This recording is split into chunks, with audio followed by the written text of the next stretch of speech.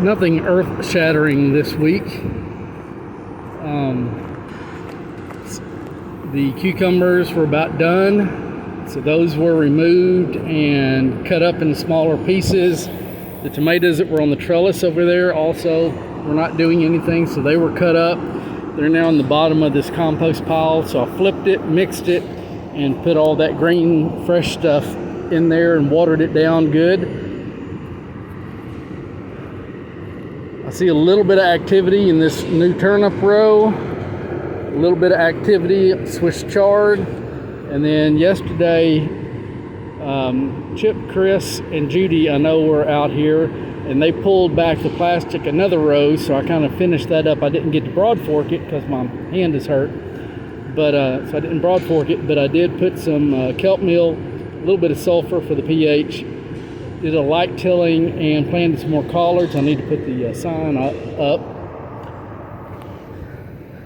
We're getting some coming up in this row. Starting to get a stand. That's the mustard greens.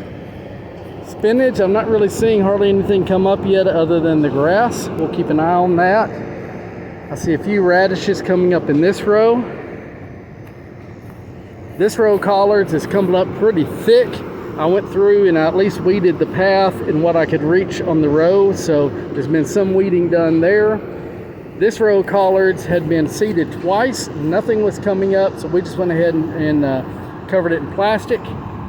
And trying to get all of this stuff going, and I don't see any rain in the forecast, so besides watering it in, right when I seeded it, I just put the sprinkler here, and those new rows there, over to about right here, got about an hour of watering. Try to get all these greens going and stuff for the fall. See beginnings of a little bit of tasseling here. We may get 3 or 4 ears of corn. I'd be surprised to get much. Zinnias are starting to play out. The rest of these tomatoes are starting to play out.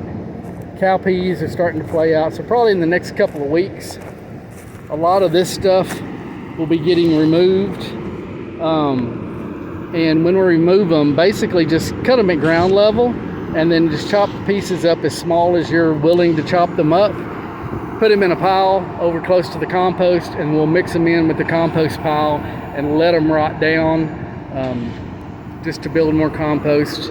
Dale's slowly getting this, I say slowly, he's actually pretty quickly getting this bed filled. Once it's filled, then we'll see what we're going to do next. Still got to get that meeting scheduled, that planning meeting. It's been kind of crazy lately. But that's kind of the updates.